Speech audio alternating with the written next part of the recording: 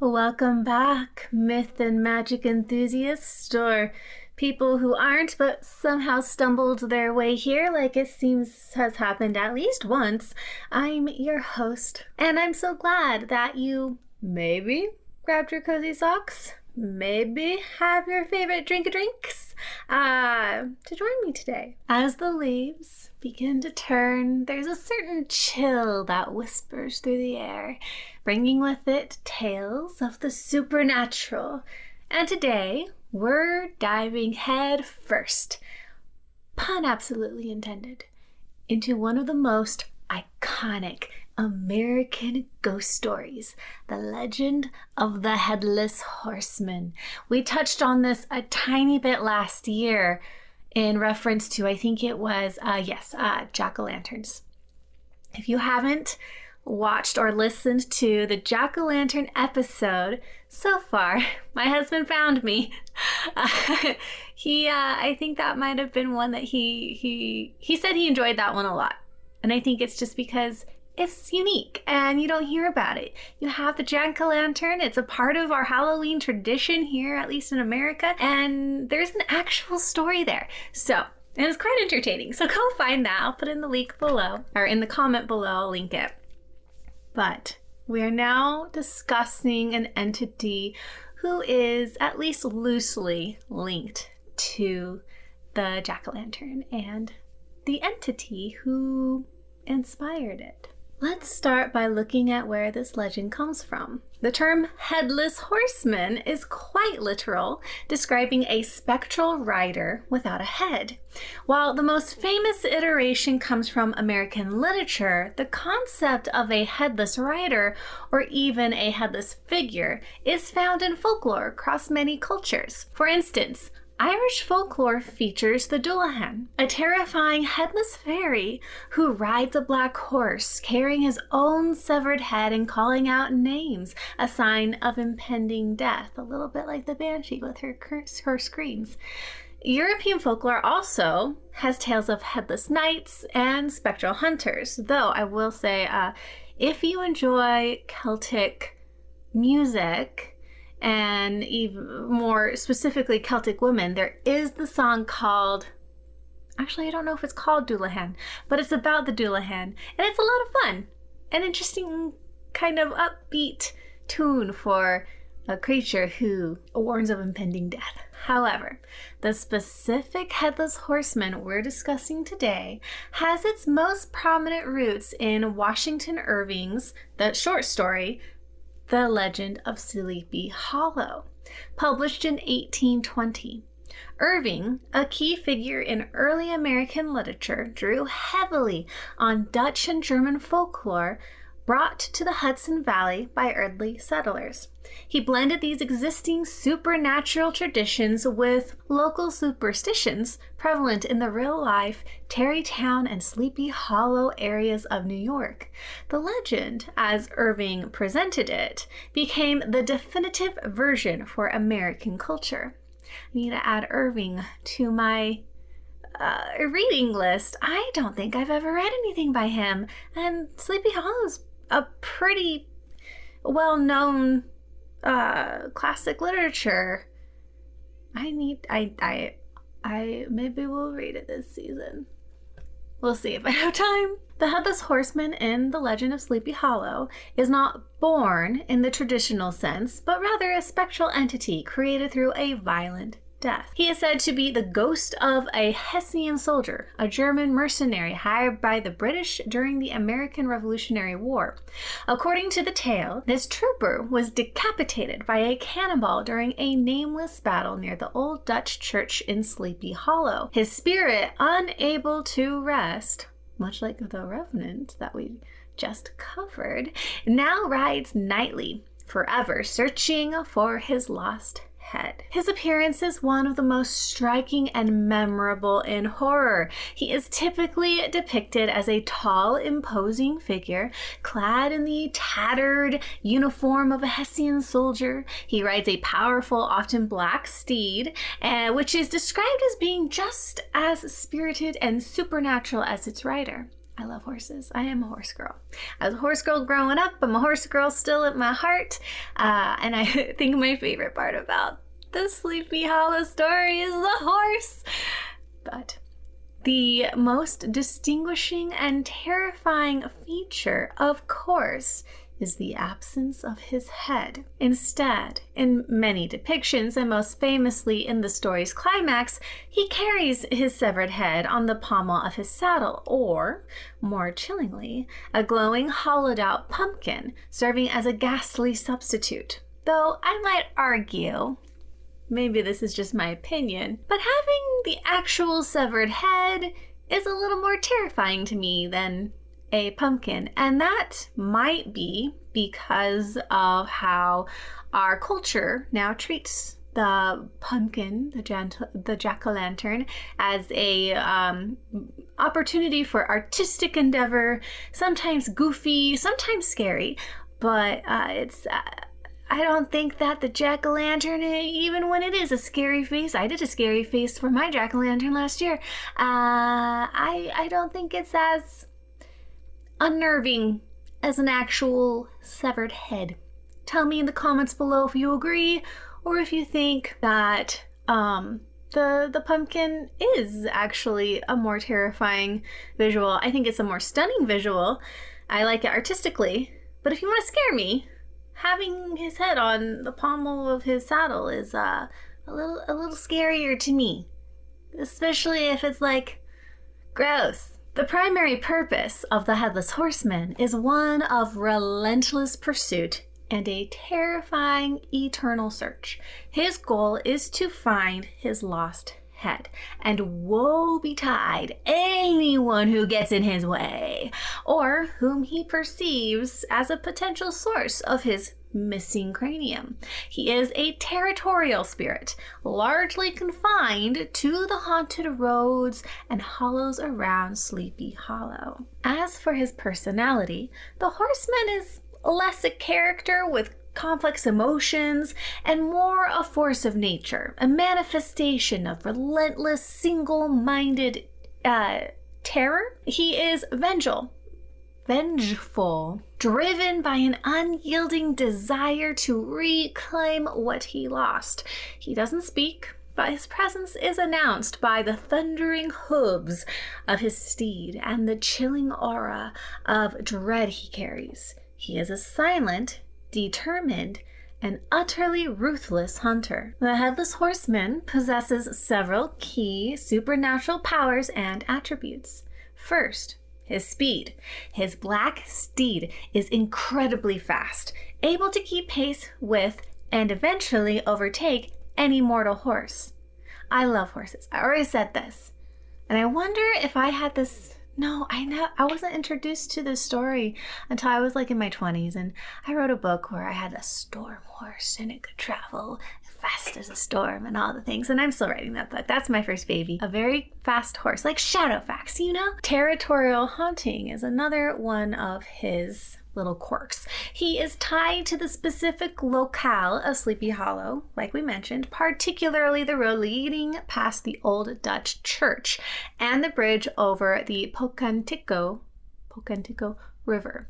This bridge is famously believed to be the limit of his haunting, so you can't go past that. His very presence instills profound terror in those who encounter him. This is a theme this year, or this season of autumn, fall. We're kind of doing the spooky, scary stuff, and most of our creatures seem to have this terrifying presence that just instills fear. While a ghost, he can interact with the physical world, throwing objects like the pumpkin he may or may not have, and causing mortal fear. He is an undead entity bound to his endless quest. So really, Headless Horseman is a specific revenant, at least according to what we just researched in one of our previous videos for this season. The Headless Horseman symbolizes several potent themes. He is, first and foremost a symbol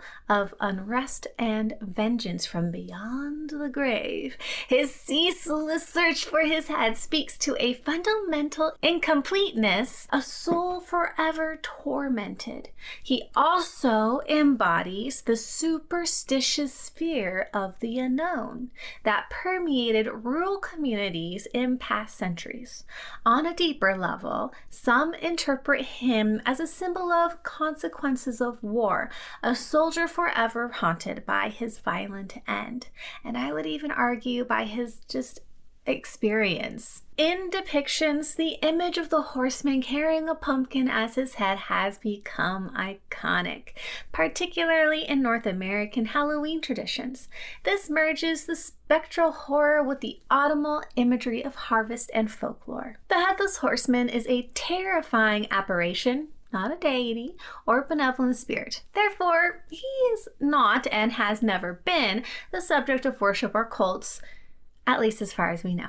His purpose is to instill fear, not devotion. People seek to avoid him, not appease him. Similarly, there is no modern worship of the Headless Horseman. While he is celebrated and enjoyed as a figure of spooky entertainment, particularly around Halloween, this is distinct from any form of religious veneration.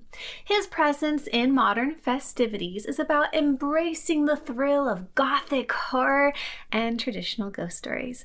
In fact, there's a house, I don't think it's in our neighborhood, it's like a couple neighborhoods over. They have this giant, massive, and I mean, they have giant, massive, decorations on their lawn for Halloween, but they have this really cool Headless Horseman. I'm not the type of person who wants to maybe decorate their lawn for Halloween, except for in a very specific way. And I enjoy going out and seeing how other people do theirs, though I don't want to maybe have something in my own yard. I love seeing it in other people's yard. This Headless Horseman statue, I would kill to have. It was probably so expensive though. Oh my gosh, it's nuts. It is really cool though. If we ever drive by it this season, I will do a thing so you guys can see, because it's really cool. Their whole yard is really cool. I think they also have a giant skeleton. I can't remember. I've only been here for a year. The primary and most influential story featuring the Headless Horseman is, of course, Washington Irving's The Legend of Sleepy Hollow. The narrative centers on Ichabod Crane, a lanky, superstitious schoolmaster who comes to Sleepy Hollow. Ichabod, despite his intellectual pretensions, is easily frightened and deeply superstitious. He seeks to marry the wealthy Katrina von Tassel, much to the chagrin of the local ruffian, Brom Bones. There's always a villain. The climax of the story is Ichabod's terrifying ride home after a party at the Van Tassel's farm, where he believes he has been rejected by Katrina. As he rides through the darkened lanes, his vivid imagination, fueled by local ghost stories, including those about the horseman often told by Brom Bones, conjures a horrifying encounter. He meets the Headless Horseman, who pursues him relentlessly. The chase culminates at the bridge near the old Dutch church, where the horseman throws a pumpkin, striking Ichabod and knocking him from his horse. The next morning, Ichabod has vanished, leaving only his horse, a shattered pumpkin, and the chilling legend. Irving masterfully leaves the ending ambiguous. Was it truly the supernatural horseman, or was it a cunning prank by the jealous Brom Bones, using the local superstitions to scare his rival away? This ambiguity is the key to the story's enduring power, and I'm really excited to read it. The Headless Horseman has galloped far beyond the pages of Irving's short story to become a colossal figure in art and pop culture. In art, he has been depicted countless times, from classic book illustrations to modern digital art and sculptures. If you're curious to see some of these, I recommend looking up John Cudors 1858 painting, The Headless Horseman Pursuing Ichabod Crane, at the Smithsonian American Art Museum. It really captures the terror of the chase. You can also find numerous contemporary artists on platforms like DeviantArt or ArtStation who have created their own stunning interpretations of the horseman. In pop culture, the horseman is an enduring Halloween icon and a perennial favorite for adaptations. For a beloved animated take, check out Disney's 1949 film, The Adventures of Ichabod and Mr. Toad. The Legend of Sleepy Hollow segment in that movie is particularly iconic and probably how many of us first encountered the horseman. I certainly did. If you prefer a darker, more gothic, and overtly supernatural interpretation, I believe many have seen this, and I think many have seen the Disney version too. I have not actually watched this one. I keep thinking I'm going to watch it every season, every year, and I forget. So lock it in. We're going to watch The Mothman this season and Tim Burton's 1999 film, Sleepy Hollow, starring Johnny Depp, which offers a visually stunning and often quite terrifying version of the tale. And of course, in Tim Burton true fashion, you have muted colors, epic, sweeping kind of cinematography, and a really kind of story chilling and what's the word I want? Music that really tells you how to feel during a scene. The Headless Horseman regularly appears in television shows. You can find him in episodes of series like the CW Supernatural, Season 7, Episode 10, Death's Door, which features a character who sees him, and he's mentioned throughout the series. Or the animated Scooby-Doo franchise, which often has episodes featuring a ghost of the Headless Horseman playing on the mysterious aspect. There's also been, I think there was a TV show series where it was just about the Headless Horseman, like modern day. I think there's a detective. I can't remember what it's called or really what it was about. I didn't see it. I know it came out within the last handful of years. If you know which one I am talking about, put it in the comments below. In video games, he's a recurring figure in holiday events, particularly around Halloween. You can encounter a version of him as a boss in the online game World of Warcraft, specifically during the Hallow's End event. He also makes an appearance in Ubisoft's Assassin's Creed 3 as a sort of cryptid encounter. In comic books, a notable adaptation is the Marvel Comics character, the Headless Horseman, who first appeared in Ghost Rider number 10 in 1974. This version is often depicted as a mystical entity connected to the original legend, sometimes riding alongside the spirit of vengeance. And of course, for a real-world immersion, the town of Sleepy Hollow, New York, fully embraces its legendary status, especially around October. You can find haunted tours, festivals, and direct tributes to the horsemen there. Just visit the town's official tourism website or search for Sleepy Hollow Halloween events for details if you're ever in the area during the spooky season. I really hope that someday I am. His image is also widely used on Halloween decorations, costumes, and merchandise, solidifying his place as a quintessential figure of the spooky season. Just take a stroll through any seasonal aisle in a store around October and you just might see him. And that, my friends, brings us to the end of our journey into the eerie world of the Headless Horseman. We've explored his origins, his terrifying purpose, and his lasting impact on our cultural imagination. Whether you believe he's a true spectral rider or the cunning creation of a jealous rival, the legend of the Headless Horseman continues to captivate and chill us, proving that some tales are truly timeless. And I'm wondering now if there's even a play or a musical about him.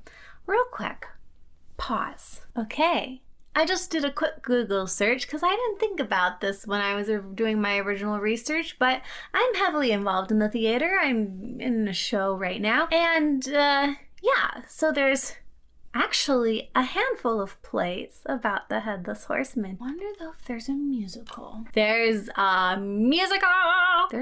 There might be a couple. If you are interested in plays and musicals, they're out there. Go find them. And maybe I will come back and let you know if I found any that are of particular interest, at least for me as a storyteller and a musician. We'll leave that there. Thank you for joining me today on Myth and Magic. Don't forget to rate, review, and subscribe, maybe. Up to you. I'm bad. I shouldn't ask when I don't do it myself. I don't think, wow, my hair.